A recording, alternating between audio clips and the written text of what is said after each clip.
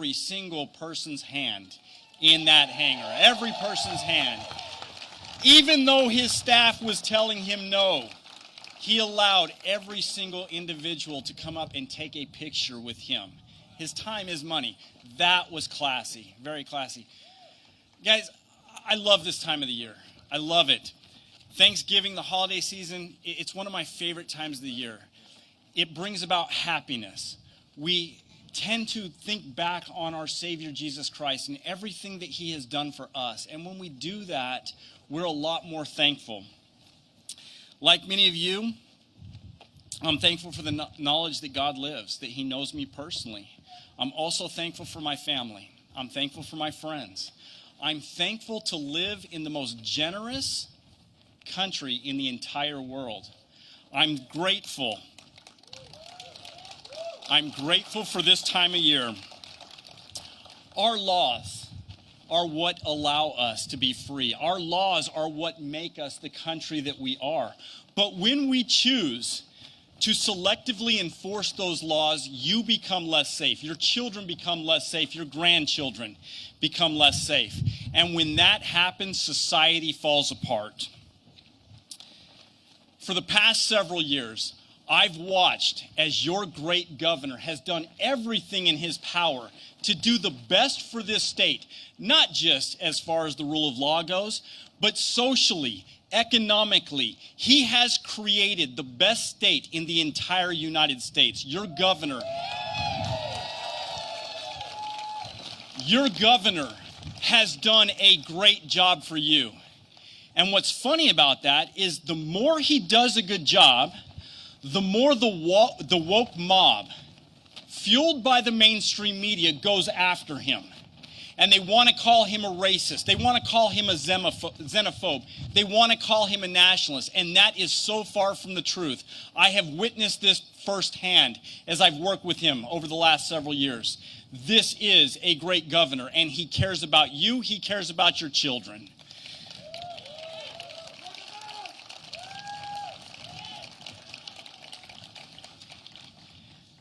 When we have the intellectually bankrupt that go after us simply because we want to do the best that we can for our children, you know that you're doing a good job.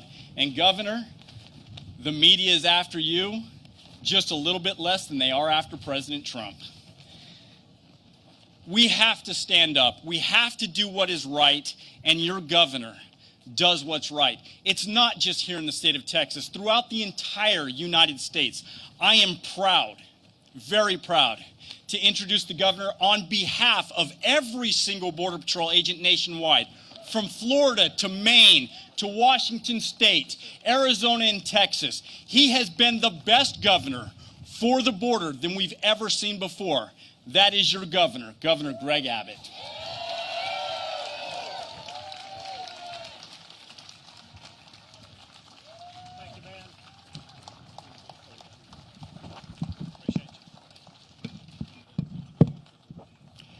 Howdy, RGV.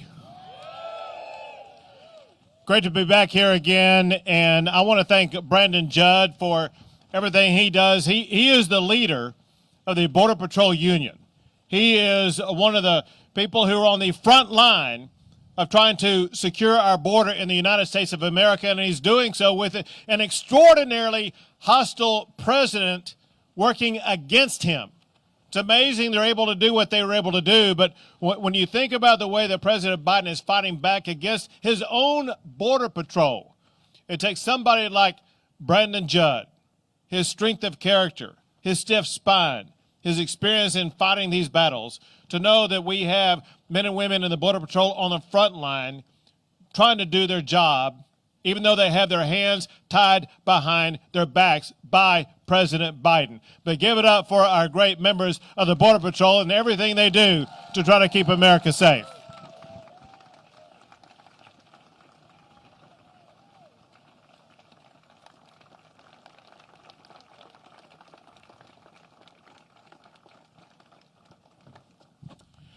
I come here every Thanksgiving to give thanks to the men and women in uniform. We have men and women in this area just to your side. men and women who are members of the National Guard, members of the Border Patrol, and members of the Texas Department of Public Safety. They work every single day to help protect our state. You know, come here and thank them because, listen, we know everyone likes to be with their family during the time of Thanksgiving. That includes members of the DPS and the National Guard and the Border Patrol, but they cannot be with their family members at home. They cannot do what most Americans and Texans would do during the time of Thanksgiving because they are called upon to protect and serve the United States and the state of Texas by working collectively to secure our border. I want to also thank the men and women of the National Guard and Texas.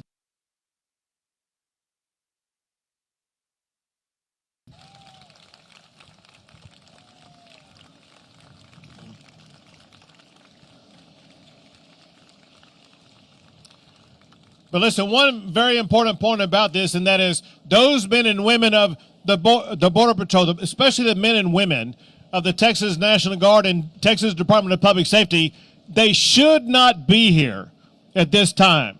They should be at home. The only reason why they are here is because we have a president of the United States of America who is not securing our border. If Joe Biden was just enforcing the laws that currently exist, our border would be secure. Because Joe Biden is not doing that, that's exactly why we have to have the National Guard and the Texas Department of Public Safety. But remember this, a president can secure the border. If you go back 4 years ago, we had the lowest illegal border crossings in something like 30 or 40 years. The most secure border in the adult lifetime of everybody at this event here today is because President Trump put into place 5 strategies. President Trump implemented the Remain in Mexico strategy, the Title 42 strategy. He eliminated catch and release. He built a border wall. And maybe most importantly, he said, if you want to come to America, come here legally, not illegally. And he said, you are not welcome if you come here illegally.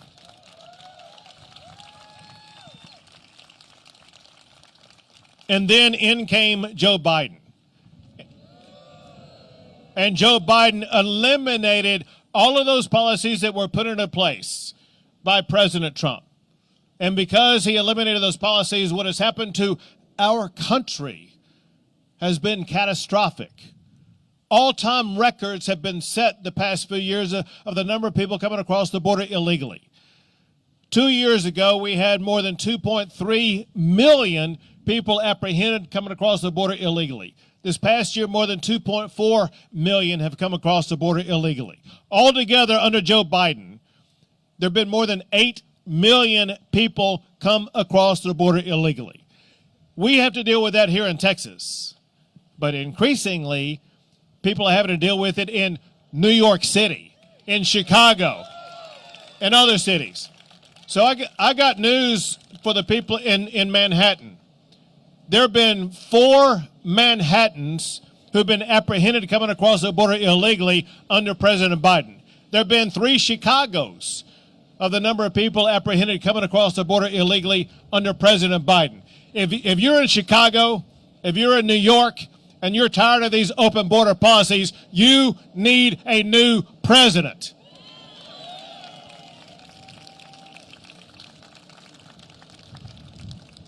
And that's why we've been doing what we've been doing. Because Joe Biden is such an abject failure at securing the border, Texas is using our own money to build a border wall. We've deployed the National Guard to put these razor wire border barriers down there. And so what does Biden do when we put those razor wire border barriers that deny people access to America? Joe Biden put a forklift down there and lifted them up and allowed thousands of migrants to enter the country illegally. And then when I put these buoys in the water to stop people from coming in illegally, Joe Biden filed a lawsuit called United States of America versus Greg Abbott. Greg Abbott is going to win that lawsuit. I can tell you that much.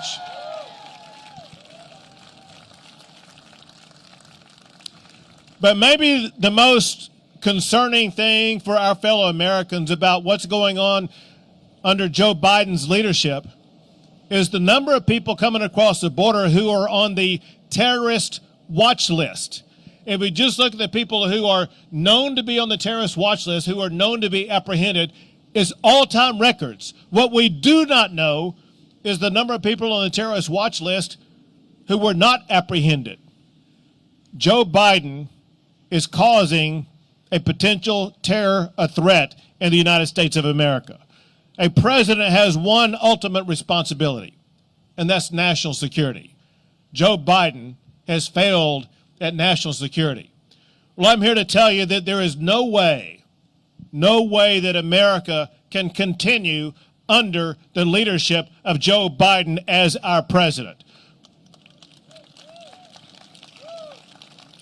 We need a president who's going to secure the border.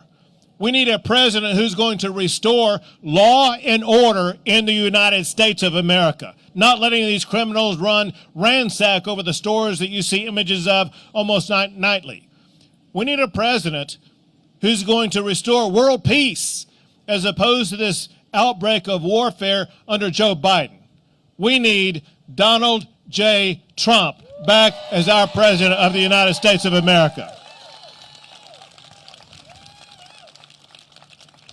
I'm here today to officially proclaim my endorsement for Donald J. Trump to be president of the United States of America again.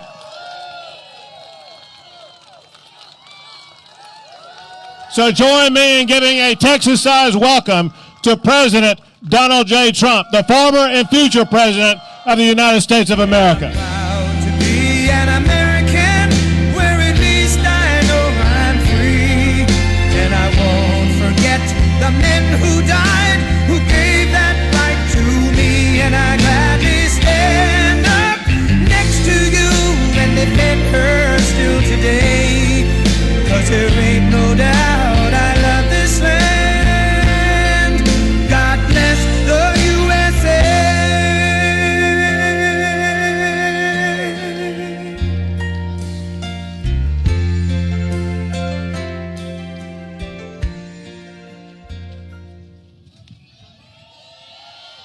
Thank you very much, everybody. Thank you very much. It's a tremendous honor to get that endorsement in particular, because he really stepped up. He stepped up to the plate. He's doing the job of what the federal government is supposed to be doing. And I'm just telling you, Mr. Governor, I am going to make your job much easier. You'll be able to focus on other things in Texas. We love Texas, and what they've done is very unfair. They've given the job to you. It's a job of security for our country. It's a job of stopping an invasion, because it's an invasion. And you've done a great job, and thank you very much for the endorsement, Greg. I appreciate it very much. Thank you. It's a great honor. Well, I've been here many times. I would say Biden's probably been here never, okay? He said he was here once, but they're trying to figure out when, because it went so quickly. But maybe not. And, you know, the person who's in charge of it, Kamala, she's never been here. And you can't be doing your job if you never see your site, your problem. And they're not doing their job, and they're not doing a job in many ways with the economy. They're not doing the job. They're not doing it with security. When you look at Afghanistan, I think it was the most embarrassing moment in the history of our country. I think we've never had anything like that, where they gave up $85 billion worth of brand new, beautiful equipment that I bought, by the way. We rebuilt our entire military. We gave you the greatest tax cuts ever, greatest everything, greatest regulation cuts. We had the greatest economy we've ever had. But they gave up $85 billion worth of brand new, beautiful equipment. They gave so much. And then you had the death of those incredible warriors. They were warriors, great people. I've gotten to know the parents so well over the last year and a half. Incredible people. The parents are devastated because it should have never happened. Should have never happened. And on top of that, we left many people behind, as you know. You've been hearing about it. But I think it was the most embarrassing moment in the history of our country. So many bad things have happened under the Biden administration. I can't think of anything good. I mean, usually there'll be an administration that there's something positive happens, something good happens, there's nothing good happened. The economy is no good. The inflation is the worst ever. We were energy independent just 3 years ago. We were soon going to be energy dominant, and now we get our oil from Venezuela. How about that one? We get it from Venezuela instead of the beautiful stuff, and that's tar. I say we get our tar from Venezuela, not good stuff. And, we refine it, though. If you believe in what goes up into the air, we refine it in a place called Houston. So we get everything the worst. But nothing good has happened in this administration, and we're going to change it. We're going to change it very fast. I want to thank a friend of mine and somebody I got to know very well. He's a warrior. He's an incredible man, Brandon Judd, who really has, he's really amazing. Because, he's got a very easy job if he doesn't want to do his job. He just has to come in, collect a paycheck. But Border Patrol and ICE, we can't ever forget ICE. ICE goes out there and they meet the enemy. They have a lot of enemies out and a lot of people that shouldn't be in our country. But they go out and they see these people and these gangs of thugs, and they go right in there and they start swinging, because there's not a lot of talking. There's a lot of swinging, but not a lot of talking. And when you look at MS-13, some of the most vicious people you've ever seen, they walk right in, they get them out. We took out, Brandon, thousands and thousands of MS-13 during my administration, and we were so proud of it. And so we have to remember Border Patrol, we have to remember ICE, and all of the people that are in law enforcement, including the incredible people from Texas that are now stepping up at a level that nobody's had to do before. You never had to do it. But we're going to make the governor's job very easy, okay? I'm going to make that very easy. Congresswomen and Louis Gohmert, the great Louis Gohmert. We're going to make the jobs in this state very, very easy. We're going to take over that border, and we're going to make it. We had the most secure border in our history. Now we have the most unsecure border in the history, I believe, really, of the world. I don't think there's ever been a country in history that's had a border where millions and millions and millions of people are flowing into our country. Nobody's ever seen anything like it. And a lot of people, they say 3 million, 4 million, 5. No, I believe by the end of this administration, it'll be 15 million people. That's bigger than New York State will have come into our country illegally. And many of those people, you don't want them in our country. They always get the fake news media right back there. Oh, that's a lot of media, by the way. That's a lot of fake news back there. No, some of them are very good. I can tell you. See, there's one camera way back in the corner. He's okay. But no, the media doesn't want to hear that. But the media has to get on their game. They're doing very poorly. They have the fewest views they've ever had, at least in modern times, and they're doing very poorly. And part of the reason is they lost credibility. They can be a warrior for what's right for our country. They can also report like the stories like this, like the job that Border Patrol does and ICE does and the Texas law enforcement does and the governor does. They don't want to report those stories, but we have to, because our country is going to hell. Our country is going to hell. We have some people that either they don't care, they're not very smart, or they hate our country. And nobody really knows the answer, because who could object to voter ID? Who could object to a wall? A wall. I was saying before, wheels and walls, they work. Wheels and walls. Everything else gets old and tired and obsolete very quickly. Your phone that you're taking pictures with, and about a month from now, they'll have a better phone. Everything. But wheels and walls, they work. And we don't need the wheels. We just need the walls. And it worked. So we had the safest border in our history. And when I first ran in 2016, the border was really bad. Nothing like it is now. It was like incredible compared to the way it is now. But the border was bad. And I ran largely on the border, and I fixed it so good that in 2020, I couldn't even talk about it. My people would say, sir, you're wasting your time by talking about the border, because we had it fixed. The ranchers and the people that own homes along the border, they told me it was the greatest period of time they've ever had, the 4 years. And now they say it's the worst that anybody's ever seen. They're afraid to walk out. They can't walk out. They want to leave. They want to sell their homes, but they can't get people to buy them. But we're going to make those homes very valuable. Just hold on to your homes. But it was the best period of time that they've ever had, and we're going to do that again. So we did so well in 2016 to 2020 that we couldn't talk about it. I would go and tell my people, why don't you talk about the border? They say, sir, nobody cares about the border because we fixed it. I said, let's talk about the fact that we fixed it. Nobody cared about that either. All they knew is the border worked. And then these guys got in here. I won't say how, but you know how. And The whole thing blew up everywhere, not only the border. Border is one of the real bad ones because you have some real bad people coming into our country. But these guys got in and the economy went haywire and inflation went through the roof. And inflation was caused by energy. You know, it was really caused largely by energy. Now everything is so inflated. And then when it goes to 4%, like recently, it was at 4.2%. But what about the 27% that it lifted over a short period of 2.5 years, where people they're dying. They can't live. Inflation is known as a country buster. It busts countries. This is for hundreds of years. You go back to old Germany, you go back to any country that's had inflation, it breaks up the country. And we've had the worst inflation we've had in 72 years, caused by energy, but now it's everything. So I just want to tell you, I love this state. We won the state twice. We won 2 primaries and 2 races by landslides, so I can't say that anything bad about the state of Texas. If I did, that governor right there would rip me off the stage. He'd rip me. I'd be, and you don't know how strong he is. I've seen him move into a chair once. I said, Governor, you are stronger than anybody I've ever seen. He's an incredible guy and an incredible man, but we're going to make that job very easy for you, Governor. You're going to go back to normal governing, things like streets and education and medical. And you're not going to have to worry about the border anymore, Governor. Your people have been so incredible. You're not going to have to worry about the border in Texas or in Arizona or anywhere else where it's such a complete disaster.